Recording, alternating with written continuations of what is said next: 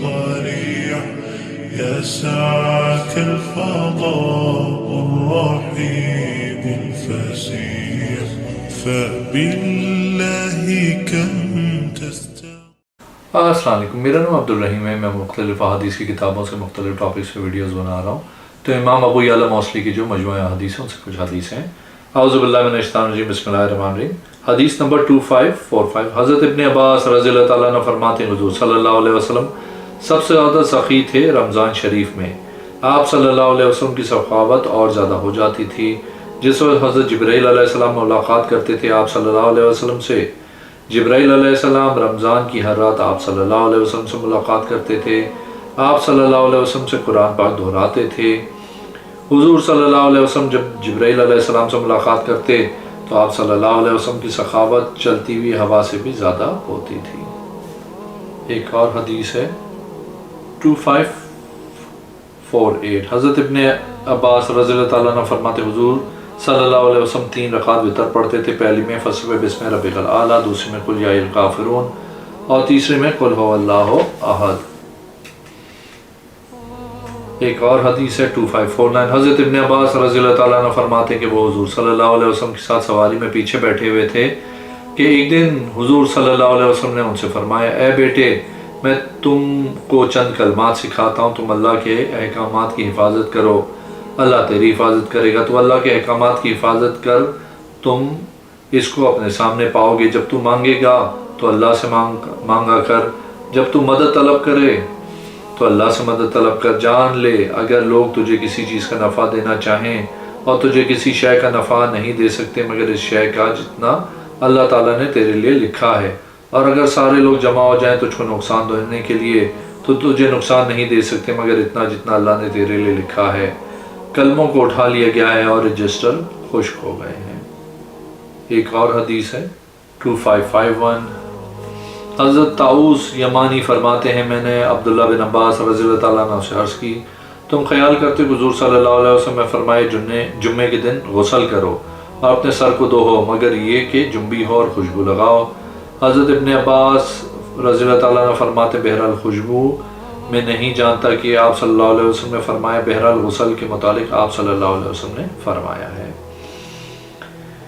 ایک اور حدیث ہے 2552، حضرت ابن عباس رضی اللہ تعالیٰ عنہ فرماتے ہیں کہ حضور صلی اللہ علیہ وسلم رات نماز عشاء کے بعد 13 رکعتیں پڑھتے تھے۔ ایک اور حدیث ہے 2553، حضرت ابن عباس رضی اللہ تعالیٰ عنہ فرماتے ہیں کہ حضور صلی اللہ علیہ وسلم کا وصال ہوا تو آپ نے کوئی وصیت نہیں کی۔ ایک اور حدیث ہے 2554، حضرت ابن عباس رضی اللہ تعالیٰ عنہ فرماتے ہیں حضور صلی اللہ علیہ وسلم نے فرض کی آخری 2 رکعتوں کو پڑھا، اس میں سورہ فاتحہ پڑھی، اس کے علاوہ کوئی صورت نہیں پڑھی۔ ایک اور حدیث ہے 2555، حضرت ابن عباس رضی اللہ تعالیٰ عنہ فرماتے ہیں تم 2 قراتوں میں پہلی کس کو شمار کرتے ہو؟ انہوں نے عرض کی عبداللہ بن مسعود کی قرات کو۔ حضرت ابن عباس رضی اللہ تعالیٰ عنہ فرمایا ہماری قرات پہلی قرات ہے اور حضرت عبداللہ بن مسعود والی دوسری قرات ہے۔ بے شک رسول اللہ صلی اللہ علیہ وسلم ہر سال قرآن کا ایک حصہ دور کرتے تھے۔ جس سال آپ صلی اللہ علیہ وسلم کا وصال ہونا تھا اس سال حضرت جبرائیل علیہ السلام نے آپ سے 2 مرتبہ دور کروایا۔ حضرت عبداللہ موجود تھے اور حاضر ہوئے جو منسوخ کی گئی تھی اور جو بدل دی گئی تھی۔ ایک اور حدیث ہے 2556، حضرت ابن عباس رضی اللہ تعالیٰ عنہ فرماتے حضور صلی اللہ علیہ وسلم نے فرمایا میری 7 ہوا سے مدد کی گئی، قوم عاد کی ہلاکت دبور کے ساتھ کی گئی۔ ایک اور حدیث ہے 2557، حضرت ابن عباس رضی اللہ تعالیٰ عنہ سے روایت ہے کہ حضور صلی اللہ علیہ وسلم نے طائف کے دن جو مشرقین سے غلام نکل کر آئے تھے آپ صلی اللہ علیہ وسلم نے انہیں آزاد کیا۔ ایک اور حدیث ہے 2558، حضرت ابن عباس رضی اللہ تعالیٰ عنہ فرماتے ہیں کہ ایک آدمی حضور صلی اللہ علیہ وسلم کے پاس آیا اور عرض کی یا رسول اللہ صلی اللہ علیہ وسلم میں نے ایک بادل کا ٹکڑا دیکھا، اس سے گھی اور شہد کی بارش ہوئی، لوگوں نے اس سے گھی لینا شروع کیا، کچھ لوگوں نے زیادہ لیا کچھ نے کم۔ اس حالت میں دیکھ رہا تھا تو میں نے دیکھا آسمان سے ایک رسی لٹکائی گئی، آپ صلی اللہ علیہ وسلم تشریف لائے، آپ نے اس کو پکڑا، آپ صلی اللہ علیہ وسلم نے بلند ہونا چاہا تو اللہ اوپر لے گیا، پھر آپ صلی اللہ علیہ وسلم کے بعد ایک اور آدمی آیا، اس نے بھی پکڑا، اس نے اوپر جانا چاہا، اللہ نے اس کو اوپر کر لیا، پھر دوسرا آدمی آیا، اس نے اسے پکڑا تو وہ رسی ٹوٹ گئی، پھر اس کو ملا لیا، ملا لیا۔ اس نے اوپر جانا چاہا تو اللہ نے اس کو اوپر کر لیا۔ حضرت ابو بکر رضی اللہ تعالیٰ نے عرض کی یا رسول اللہ صلی اللہ علیہ وسلم مجھے اجازت دیں کہ میں اس کی تعبیر بتاتا ہوں۔ آپ صلی اللہ علیہ وسلم نے اجازت دی۔ حضرت ابو بکر رضی اللہ تعالیٰ نے عرض کی جو بادل کا ٹکڑا تھا وہ اسلام تھا، جو گھی اور شہد تھا تو وہ قرآن تھا، جو رسی تھی تو وہ آپ تھے، آپ نے بلندی چاہی تو اللہ نے آپ کو بلند کیا۔ پھر آپ کے بعد ایک آدمی تو اس نے آپ کا طریقہ اختیار کیا، اس نے بلندی چاہی تو اللہ نے اس کو بلند کیا۔ پھر اس کے بعد ایک اور آدمی آیا، اس نے پہلے والے کی طرح اسے پکڑا تو وہ بھی اسی طریقے پہ چلا، اس نے بلندی چاہی تو اللہ نے اس کو بلند کیا۔ پھر تیسرا آدمی آیا تو اس نے بھی تمہارے طریقے پہ چلنا چاہا تو اسے کاٹ دیا گیا، اس نے بلندی چاہی تو اللہ نے اس کو بلند کر دیا۔ عرض کی یا رسول اللہ صلی اللہ علیہ وسلم میں نے تعبیر درست بیان کی۔ آپ صلی اللہ علیہ وسلم نے فرمایا کچھ درست کچھ غلط۔ حضرت ابو بکر رضی اللہ تعالیٰ نے عرض کی یا رسول اللہ صلی اللہ علیہ وسلم میں قسم اٹھاتا ہوں کہ آپ مجھے سنائیں۔ آپ صلی اللہ علیہ وسلم نے فرمایا تم قسم نہ اٹھاؤ۔ ایک اور حدیث ہے 2559، حضرت ابن عباس رضی اللہ تعالیٰ نے فرماتے ہیں حضور صلی اللہ علیہ وسلم نے کسی شے کا طواف نہیں کیا سوائے خانہ کعبہ کے۔ ایک اور حدیث ہے 2560، حضرت ابن عباس رضی اللہ تعالیٰ نے فرماتے ہیں حضور صلی اللہ علیہ وسلم مدینہ شریف تشریف لائے تو دیکھا یہودی عاشورے کا روزہ رکھتے ہیں۔ آپ صلی اللہ علیہ وسلم نے ان سے فرمایا تم اس دن کیوں روزہ رکھتے ہو؟ انہوں نے عرض کی یہ اچھا دن ہے، اسی دن اللہ تعالیٰ نے بنی اسرائیل کو فرعون سے نجات دی۔ حضرت موسیٰ نے اس دن روزہ رکھا تھا۔ حضور صلی اللہ علیہ وسلم نے فرمایا میں موسیٰ علیہ السلام کا تم سے زیادہ حقدار ہوں۔ پھر حضور صلی اللہ علیہ وسلم نے خود بھی روزہ رکھا اور اپنے اصحابہ کو بھی روزے رکھنے کا حکم دیا۔ ایک اور حدیث ہے 2561، حضرت ابن عباس رضی اللہ تعالیٰ نے فرماتے ہیں حضور صلی اللہ علیہ وسلم نے قربانی کی پھر حلق کیا۔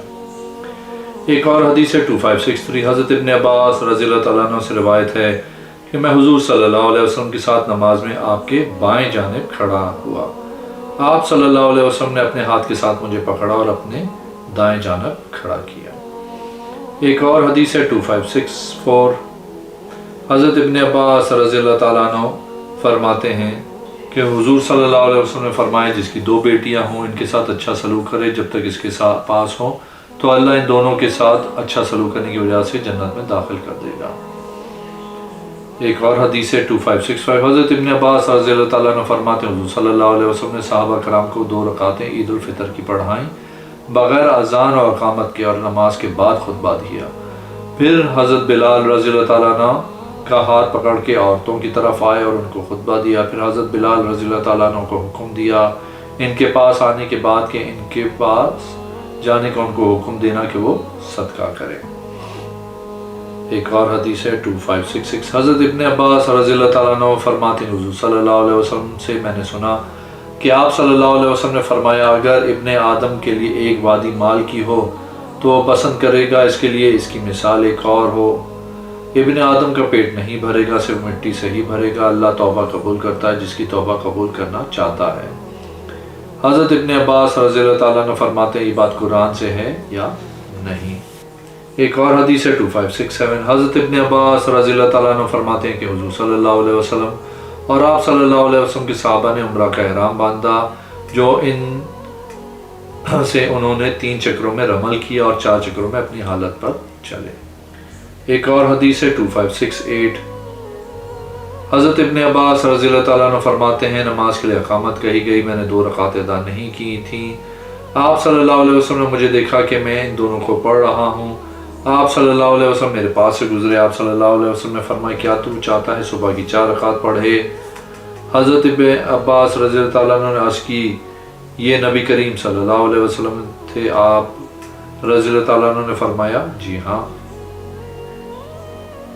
ایک اور حدیث ہے 2569، حضرت ابن عباس رضی اللہ تعالیٰ عنہ سے روایت ہے کہ حضور صلی اللہ علیہ وسلم نے ایک چادر میں نماز پڑھی، اضافی چادر کو زمین پہ بچھا دیا زمین کی گرمی اور ٹھنڈک سے بچنے کے لیے۔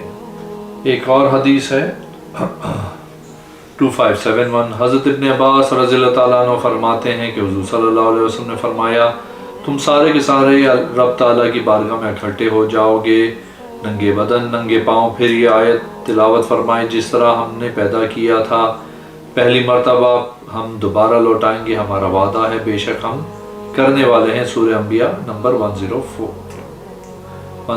کچھ مردوں کو لایا جائے گا، ان کو بائیں جانب سے پکڑا ہوا ہوگا، میں ایسے ہی کہوں گا جس طرح عبد صالح نے کہا تھا، میں ان پہ گواہ رہا جب تک ان میں رہا، جب میں وصال کروں گا تو ان پہ نگہبان تھا، تو ہر چیز پہ گواہ ہے۔ اگر تو ان کو عذاب دے بس بے شک تیرے بندے ہیں، اگر تو ان کو معاف کر دے تو تو غالب حکمت والا ہے۔ سورہ مائدہ 117۔ مجھے کہا جائے گا جب سے آپ ان سے جدا ہوئے ہیں یہ مسلسل مرتد ہوتے رہے ہیں، سب سے پہلے ابراہیم علیہ السلام کو قمیص پہنائی جائے گی۔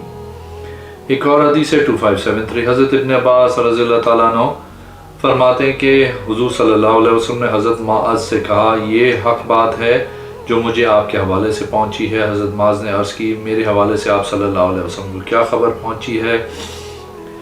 آپ صلی اللہ علیہ وسلم نے فرمایا، مجھے خبر پہنچی ہے تو نے بنی فلاں کی لونڈی کے ساتھ جمع کیے۔ حضرت معاذ نے عرض کی، جی ہاں۔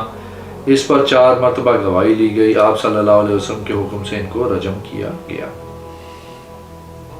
ایک اور حدیث ہے 2574۔